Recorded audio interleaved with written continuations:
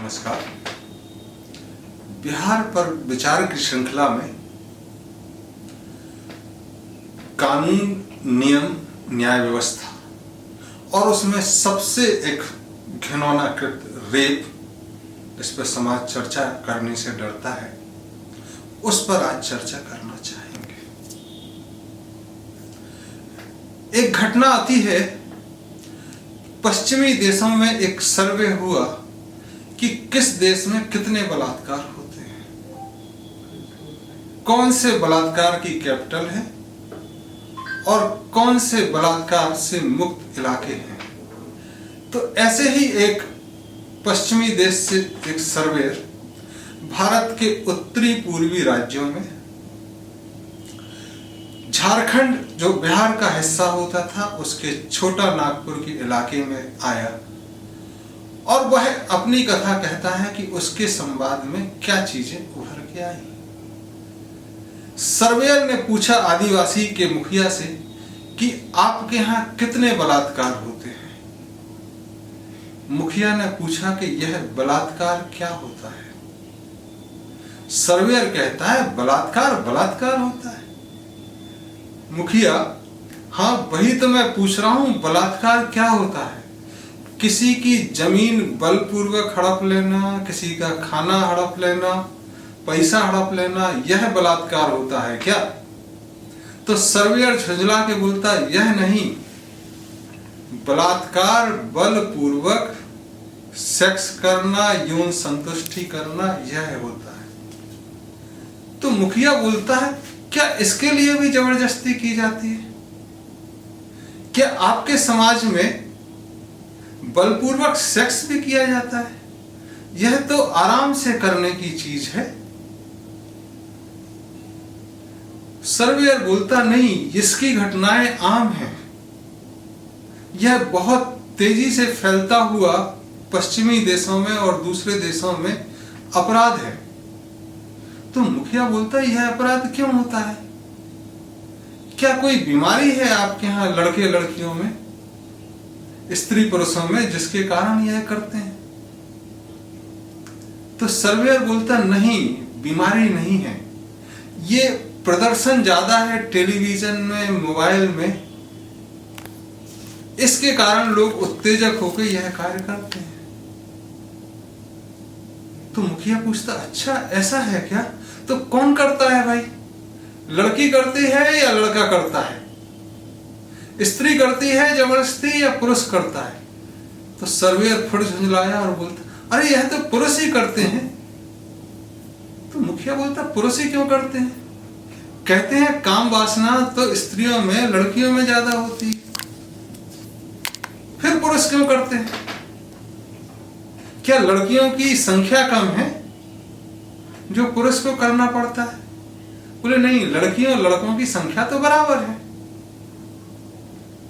तो फिर बोले पुरुष को क्यों करना पड़ता है? बोले नहीं, स्त्रियां कमजोर होती हैं, पुरुष ताकतवर होते हैं।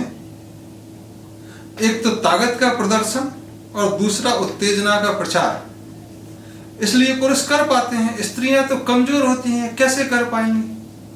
तो मुखिया बोला अच्छा आपके यहाँ स्त्रियों को कमजोर समझा जाता है?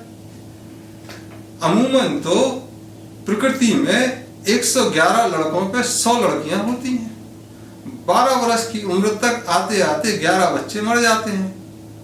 तो जीवन शक्ति को देखें तो लड़कियों में शक्ति ज्यादा होती, स्त्रियों में शक्ति ज्यादा होती। 11 वर्ष के बाद लड़के लड़कियां बराबर हो जाते हैं। और हमारे यहाँ तो एक पेड़ काटना हो तो लड़का भी उतनी देर में काटता, लड़की भी उतनी देर में काटते। बोझा उठाना है तो दोनों बराबर काट लेते। अलबत्ता लड़कियां घर का काम और अच्छी तरह से निपटा लेती हैं। तो हमारे समाज में तो दोनों को बराबर समझा जाता। आपके यहाँ क्यों कमजोर समझा जाता है? या ऐसा तो नहीं कि उन्हें कमजोर बना दिया जाता है? बोले नहीं नहीं, ऐसी बात नहीं है, स्त्रियां तो कमजोर होती ही हैं। आप देखो जितने धर्म हैं, जीसस पुरुष, पैगंबर साहब पुरुष, गौतम बुद्ध पुरुष, महावीर जैन पुरुष, ये सारे पुरुष ही हैं। भगवान ने इनको ताकतवर बनाया और मिशन के रूप में धर्म प्रचार के लिए पुरुष जा सकते हैं, क्योंकि स्त्रियों को बाहर जाने में मासिक धर्म के कारण दिक्कत होती है। तो मुखिया कहता अच्छा धर्म का प्रचार भी किया जाता है आपके यहाँ। प्रचार करने से तो गलत चीज भी सही हो जाती है, जबरदस्ती चीजें थोपी जाती हैं, और जो नहीं बिकता प्रचार तो उसका किया जाता है सामान्यतः। तो धर्म का भी प्रचार होता है। और आपके यहाँ एक धर्म तो और भी है ना, जिसमें सूरज की पूजा होती है, चंद्रमा की, प्रकृति की पूजा होती है। और एक धर्म और भी है आप लोगों में, जिसमें गौरी शंकर कहते हैं, सीताराम कहते हैं, राधा कृष्ण कहते हैं, लक्ष्मी। यहाँ तो स्त्रियों का नाम लेते हैं। क्या इस समाज में भी दिक्कत है? यहाँ भी स्त्रियों को कमजोर समझा जाता है। सर्वे नहीं, आप गलत समझ रहे हैं। ईसा मसीह को, पैगंबर को, बौद्ध को, जैन को मानने वाले दोनों स्त्री पुरुष हैं। लेकिन आप देखो कि ये काम में बाधा आती है, प्रचार में बाधा आती है, इसलिए वह उनको छोड़ के प्रचार करते हैं। तो मुखिया अच्छा, तभी आपके यहाँ कई धर्म स्थानों पे गलत खबरें आती हैं कि एक तरफ आपने सेक्स का दमन किया और दूसरी तरफ उसकी पूर्ति के लिए जबरदस्ती अत्याचार किया। अच्छा, यह कारण है आपके यहाँ समाज में। बोले नहीं, आप यह नहीं समझ रहे हैं। बोले हम समझ रहे हैं कि स्त्रियों को कमजोर बनाया जाता है, दया का पात्र बनाया जाता है, और दूसरी तरफ शायद उनको पूजनीय बना के उनका महिमा मंडन किया जाता है। क्या आपके यहाँ सामाजिक और राजनीतिक संगठन में भी ऐसी व्यवस्था है क्या कि सिर्फ पुरुष ही आते? बोले हाँ, ऐसी व्यवस्था है। अच्छा, तो धर्म में भी ऐसी व्यवस्था है और समाज में भी ऐसी व्यवस्था है और राजनीतिक संगठन, तब तो आपके यहाँ दिक्कतें आएंगी। तब बोले कि समस्या रेप नहीं है, समस्या टेलीविजन मोबाइल है, समस्या धर्म है। तो ऐसी समस्या को आप कैसे पार करोगे? तो सर्वेयर अब तक शर्मसार हो चुका था और दुखी हो मन से। उसने पूछा कि आप ही बताइए कि हम अपने समाज को कैसे ठीक करें। तो मुखिया बोला बहुत आसान है। हमारे यहाँ आदिवासी समाज में कोई भी अपराध होता है तो आके मुखिया को खबर कर देते हैं या किसी बुजुर्ग को खबर कर देते हैं। तो सबसे बुजुर्ग 4-5 लोग बैठते हैं, चर्चा करते हैं, गुप्त सूचनाएं इकट्ठी करते हैं और सारे पक्षों को बुलाते हैं और 7 दिन में निर्णय हो जाता है। समझाना हुआ समझाया, दंड देना हुआ दंड देना हुआ, कुछ राजीनामा कराना हुआ राजीनामा कराया। सामान्यतः मृत्यु दंड की संभावना या गांव से, समाज से बहिष्कार की घटनाएं बहुत कम होती, तो आप न्याय व्यवस्था से ये ठीक कर सकते हैं। तो सर्वेयर बोला कि हमारे यहाँ तो न्याय में बहुत समय लगता है, वह साक्ष्य मांगता है, वह कागजों पे चलता है, और उसमें तो जज नौकरी पे रखे हुए लोग हैं, बुजुर्ग लोग हैं ही नहीं, तो वो लंबा चलता है। तो बोला आपके समाज का भगवान ही मालिक है, आप ये सर्वे वगैरह छोड़ो, समाज ठीक करो, धर्मों को ठीक करो, राजनीतिक संगठनों को ठीक करो। ये धर्म जहां स्त्री पुरुष में भेद हो, उनकी क्षमताओं में भेद हो, यह अज्ञान का घोतक है, यह पाप की निशानी है। तो जितने भी धर्म हैं आपके यहां जो स्त्री पुरुष में भेद कर रहे हैं, वह इस बलात्कार का मुख्य कारण है। जितने भी राजनीतिक संगठन हैं जो महिमा मंडन करते हैं, जिन्होंने ब्रह्मचर्य का पालन किया, वह इस बलात्कार का कारण है। और सबसे महत्वपूर्ण जो बलात्कार ठीक करने की दिशा में कदम हो सकता है, वह न्याय व्यवस्था है आपकी। तो ऐसी न्याय व्यवस्था में रेप तो होंगे ही होंगे। फिर चाहे निर्भया कांड हो या हैदराबाद में हुई रिसेंट घटना हो, जब न्याय व्यवस्था से न्याय नहीं मिला तो लोगों को गोली मार दी गई।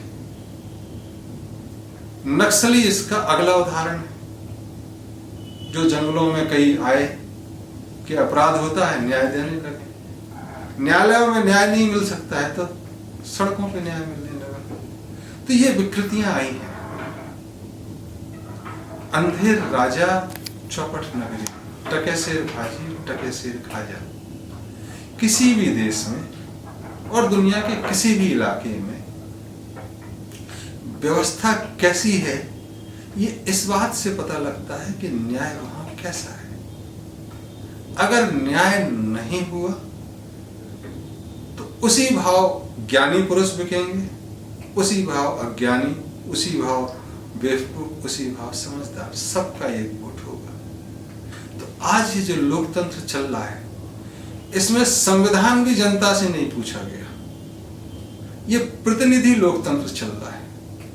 और न्याय व्यवस्था जो अंग्रेज डाल गए थे, गुलाम देश को कैसे शासित करें, उसके लिए अपने नौकर न्याय व्यवस्था में छोड़े।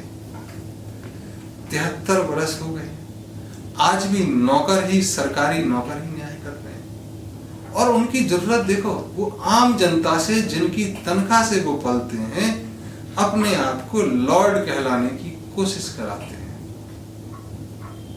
My Lord. तो ये जो बदतमीजियां चल रही हैं, जिसमें स्थिति ऐसी आ गई है कि विधानसभा की तो औकात क्या है, संसद भी न्याय के क्षेत्र में दखलंदाजी देने में असमर्थ है। ऐसे में मेरा निवेदन होगा कि इस विधानसभा चुनाव में निर्दलीय लोगों को चलें, क्योंकि पार्टियों में वीटो आ जाता, उसमें सामर्थ्य बची नहीं है। और सबसे पहले जो राज्य के अधीन न्याय व्यवस्था है उसको दुरुस्त करें, और फिर एक जनमत संग्रह के द्वारा पूरे देश में न्याय व्यवस्था को ठीक करने की ओर अग्रसर हो। क्योंकि संसद की तो औकात बची नहीं है, राष्ट्रपति कुछ कर नहीं सकते, प्रधानमंत्री अकेले की कोई हैसियत है नहीं। तो देश खराब जो है उसका मुख्य कारण न्याय व्यवस्था है, जिसकी चर्चा से सब कोई बचता है। कभी बलात्कार की घटनाएं होती हैं तो गुस्सा फूटता है, ऐसी घटनाएं ना हो उसके पहले चर्चा जरूरी है। न्याय दुरुस्त करना ठीक है और इससे सब चीजें ठीक होंगी। Thank you.